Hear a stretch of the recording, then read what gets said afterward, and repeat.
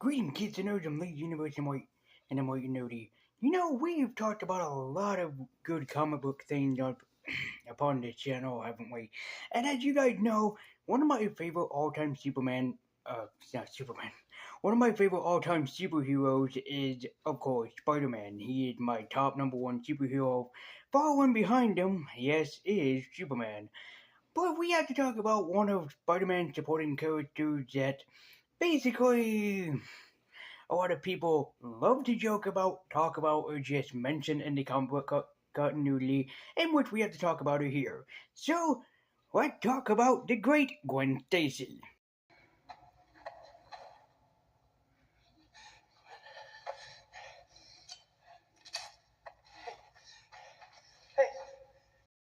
Oh, come on. You knew that there was going to be that reference in this video at some point. You looked at the title of the video, you clicked on this video, you knew that you were getting that reference.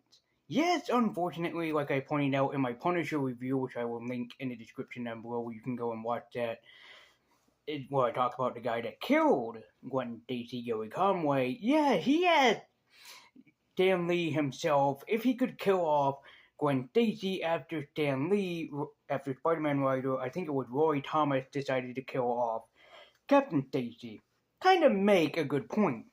It was either Stan Lee or Roy Thomas that killed off Captain Stacy, and he wanted to have that be in there. The reason was that he wanted to have weight upon Spider-Man, because at the time, Spider-Man was in between a lot of relationships at the time of Spider-Man. Stan Lee is a master of many things, and he decided, I want to make a love triangle for Spider-Man, so we had him to make Gwen and Mary Jane go after each other for going after Peter. The Goblin, if it was the Goblin, had left, and everybody saw Spider-Man with Captain Stacy and thought Spider-Man had killed Stacy. Because I felt. But yet, Gwen Stacy was the girlfriend long before Mary Jane was invented, and in fact, Stan Lee liked the character so much that he kept them around for the majority of the comic book run.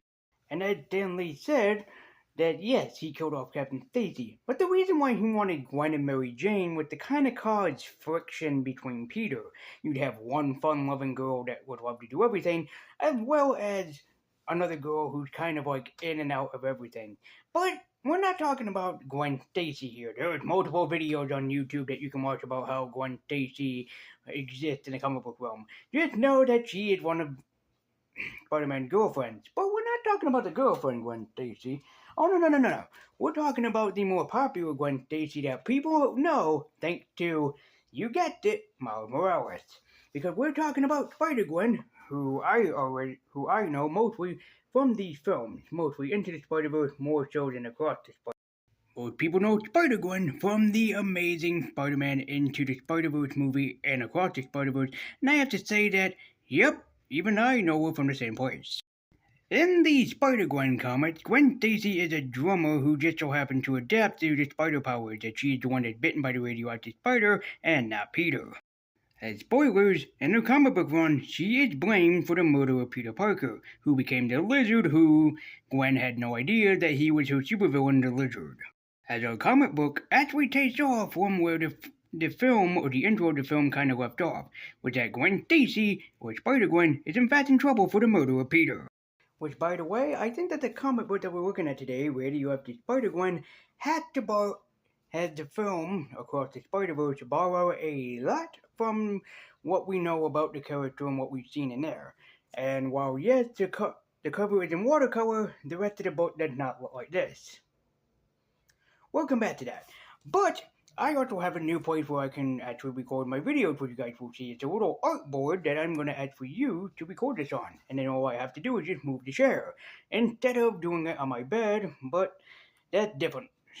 I'm going to see how you guys like it, and hopefully that you guys do. Please do. As such, let's get out of the way, and we're going to be taking a look at Radioactive Spider Gwen, Greater Power, or Radioactive Spider Gwen Volume 1. So now, without further ado, on to the new recording studio.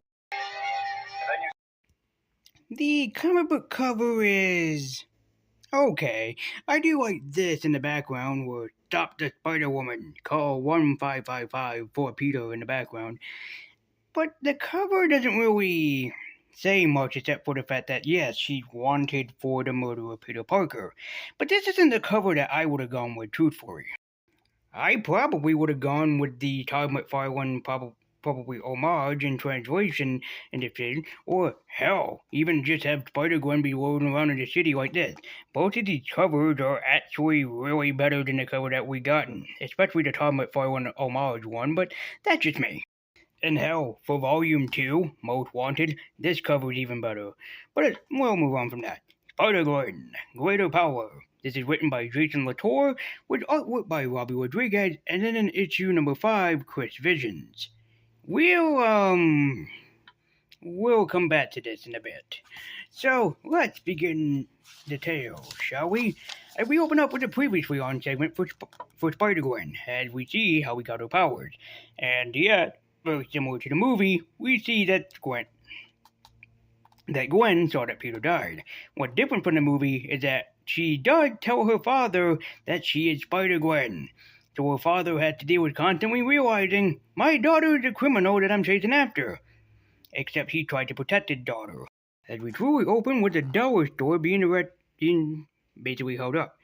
That's right. You know the drill. You're corn dogs. Or your life! Yeah, but like a bandit, you really are the worst. Most people are probably laughing at the Bodega Bandit, but let me remind you one thing that actually does happen and that Spider-Man does actually have. Do you remember that there was a villain in the Spider-Man or Marvel continuity called Paste Pot Pete? So in case that you're thinking that this is weird, think again. Or in the Green Lantern universe, there is a villain called the Shark that used a telepathic power to take over the world. In case you don't believe me, go and watch Joshua Wars, aka Casually Comics, and you can see all about that weird villain for the Green Lantern. Thanks, Joshua, for letting me know about that really weird, obscure Green Lantern villain. And yeah, the Bodega Bandit has a dog that she uses. And the dog's name is Bandito. Comics are weird, as Bandito happens to run into the Lizard, aka in this universe, Peter Parker. Meanwhile, what's Gwen doing? Sleeping. On the job. Yeah, late. Strapped to my work clothes and still so late. Which, yeah, Gwen, you always have to deal with that problem.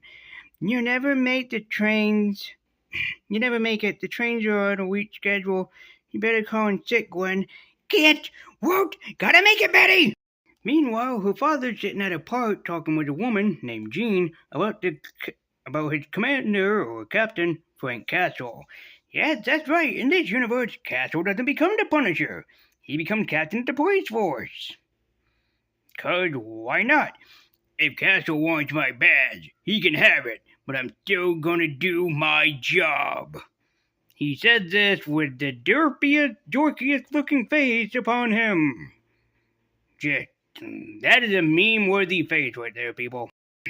Meanwhile, Gwen is down in the sewers trying to wait out for the Lizard. Hey, wait! Come back with my bag! Come back here with my corn dogs! Okay, that was weird. That was like a whole telephone pole of missing pets. But they weren't running towards the bait. As even a gerbil, guinea pig, hamster, I think it's a guinea pig, is eating one of Gwen's corn dogs. Oh man, come on, you too, Pinecone. I thought we would. And the Lizard comes right out of nowhere and tries to attack Gwen. Of course, that she tried to basically talk him down. No. How could you, Connors? How could you betray Peter's memory? As very similar to the Amazing Spider-Man movie, he makes a bunch of lizard clones that Gwen had to fend off against until she's saved by the mighty shield of Captain America. And wait, what? Oh my God! Captain America's a black person! Captain America can't be an African American! Isn't that right, Sam Wilson, aka Anthony Mackie? There's still people that are pissed off over a black Captain America. Get off with the rhythm, people. There is nothing wrong with Sam Wilson being Captain America, and you're just gonna have to live with it. Because He was the second chosen. He's chosen in the comic book, so you can start crying and writing your angry comments and letters to Marvel, but they're not listening, because of how popular that Sam Wilson is of Captain America. So, suck it. Enough of this. These men are property of S.H.I.E.L.D. As for you, Spider-Woman, you're under arrest. Under arrest by the might of America. I think that her name is Sammy Wilson, and that she's Captain America in this, but yeah. Moving on to issue 2, we see that Ben Parker is talking with Captain Stacy upon what is just happening. Just a slow day, Ben. Work and Gwen are in to give me a raid for a heart attack. Well, right. Right. Well, I am Jim Rockford, but I'll add that White Castle to your suspect. Look, George, I don't know what you think Gwenny done or doing wrong, but she's your daughter. Whatever choices she's making, you can bet she believes in them. Ben, I believe I'm getting close to finding Peter's killer. Good God, George. Good God. Just throw this out to him. Just don't give him time to react. Just throw this right at the dartboard, Captain Stacy. Just do that. But he puts it in that he doesn't think that Spider-Woman killed Peter. Moving back over to Captain America and Spider-Woman, she's talking him down because the lizards are actually a part of S.H.I.E.L.D. What? Wait, listen, I didn't do any of the stuff the police or Jameson said, and I don't know where all these lizard guys came from.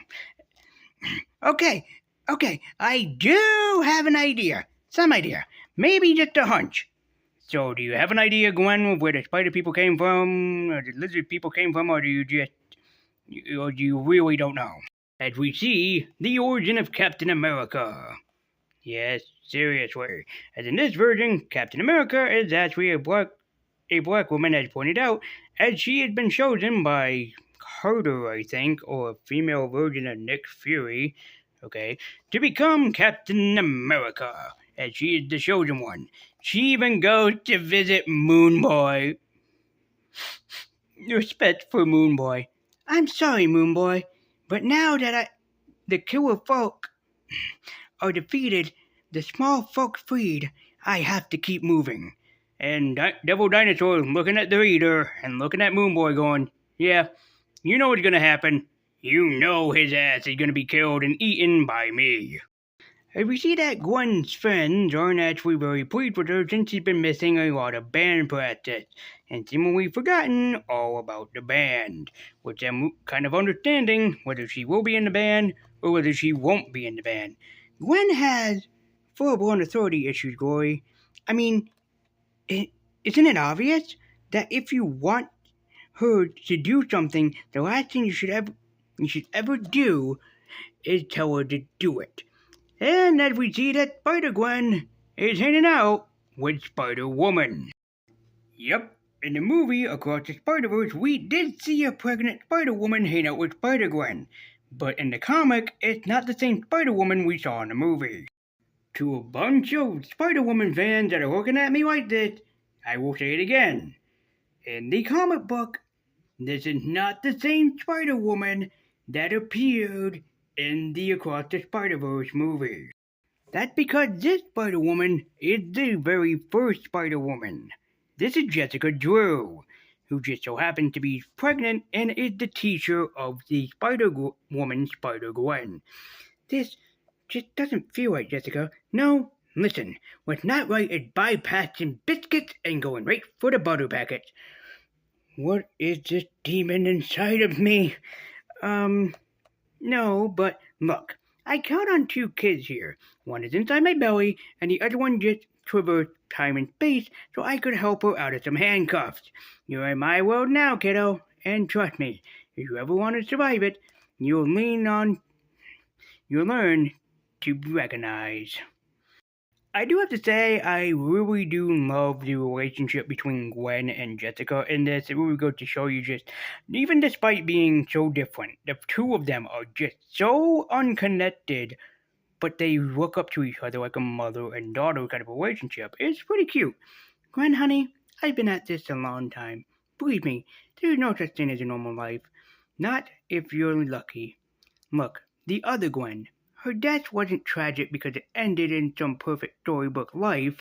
It's not like the writers keep writing her into Spider-Man's life only for her to die constantly over and over and over again in a never-ending battle against whatever villain that Spider-Man is facing off again. And then in one really weird comic, they make you basically very horny for Norman Osborn. Wait! There's a universe where I'm horny for Norman Osborn? Oh, what the hell? Oh, that's not even the worst of it, Gwendolyn dear, because your life gets so fucked up with the things that Marvel decides to do with you, you're not gonna believe the type of shit that Marvel will put you through. Storybook life, my ass! The original Gwen didn't have a storybook life. Her father died, then she died. The only reason why she keeps coming back is because writers don't know what to do with Gwen Stacy by this point. So Gwen goes to a party, where she ends up hanging out with Norman Osborn. Well, I'm sorry, this isn't Norman, this is Harry Osborn. I just wanted to make fans of Gwen Stacy be a little disgusted that I mentioned that again. I'm only here tonight because of you. What? Oh, come on. How's that a surprise? The others, they're great, but they're your friends. They're just people they know because of you. You and Peter, that was high school for me. Of all that time, that's the only stuff I ever cared about. You saw what Peter became. The shadow of it fell on everything. I just couldn't stay here and do nothing again. Again? Harry, what are you talking about? Where have you been? Where did you go? I caused all of this, Gwen. Peter died because of me. That is evil. I didn't mean... So I just... Whatever. I don't know why they decided to put Harry in as the villain, but here you go. Harry Osborn is the villain because of... Goblin or something. Harry, listen to me. Whatever he said, whatever he did, that wasn't who Peter really was. That was years of feeling helpless, years of bottling it all up. That was the lizard talking. You couldn't have, I saw it, Gwen. I just stood there and watched Peter die. No, leave me alone. I don't want another Mountain Dew flavor! Leave me alone! I've tried them all already! Just leave me alone! Leave me alone! And so this means that through all of this, Harry becomes the new Goblin. Or just the Green Goblin in general. And so he decides to fight with Gwen. Cool cover, by the way. As Harry really calls out Gwen for everything that she done to Peter. He really gives it to her. You broke his heart, and I just stood there, watching it all, like a stupid movie. Harry, I was just scared, hiding behind what I thought a hero was supposed to be. Harry, I know you won't believe me, but I know what you've been going through. What you're going through. I live with it too. I know the weight of not being able to stop it, to change it. I swear to you, Harry, none of this is your fault. This is your side? This is your case? These are the words you think will make me forget? And Gwen looked at him like, yes? And this is a really good fight scene, weighing down what Harry knows about Gwen. Gwen trying to tell Harry that it's not right, that what she did is not her fault, and Harry says, yeah, well, what I did is not my fault either. Trying to counteract who really did kill Peter. And we find out that Harry is really not in control of himself anymore. It's just the Goblin serum that's talking for him, not himself anymore. And then the comic book takes a dive. Looking really great into looking like, well, this. The artwork changes from the great Robbie Rodriguez to Chris Visions, who, yeah, I'm not a big fan of Chris Visions' art style, so I'm just gonna speed through this as quickly as possible. Frank Castle, or Crazy Frank, basically thinks that maybe perhaps Stacy is crazy.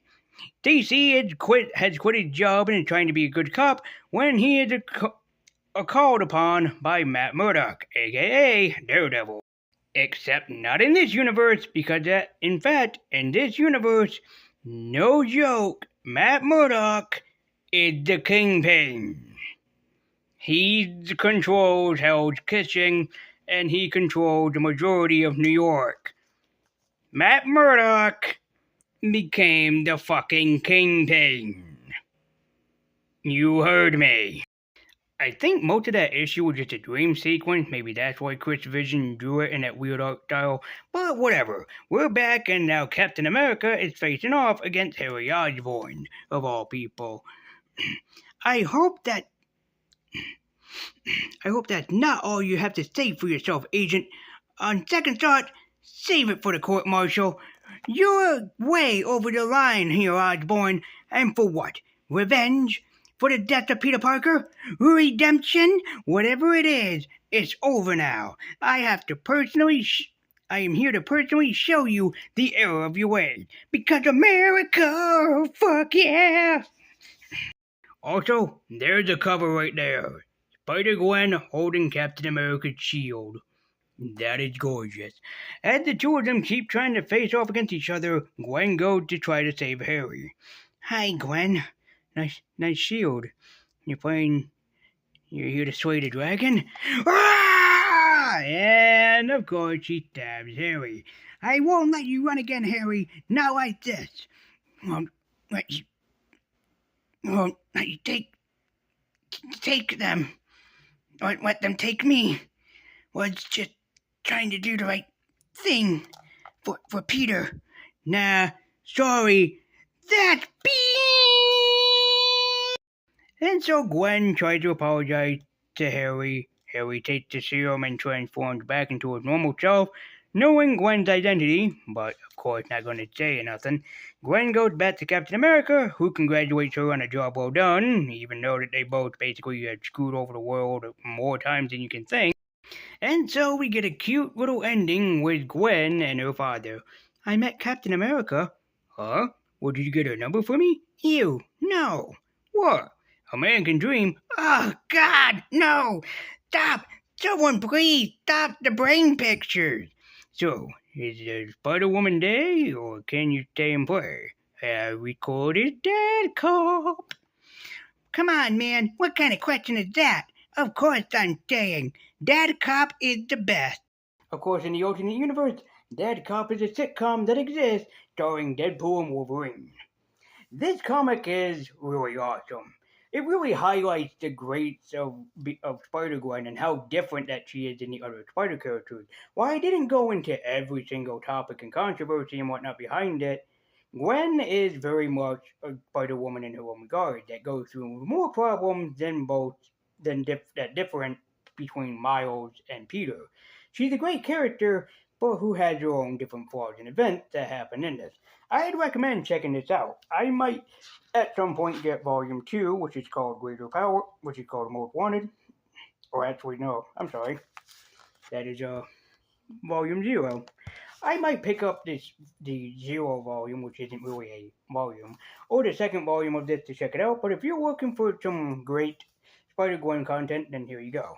So guys, thank you so much for watching. Be sure to like, comment, and subscribe. If there's more Gwen Stacy stories that you want me to read, whether it be Spider Gwen or maybe Gwenpool, let me know in the comment section down below, and I'll be happy to oblige. So thank you guys so much for watching. Be sure to like, comment, and subscribe. Keep your canon, and I'll see you guys in the next video. See you later.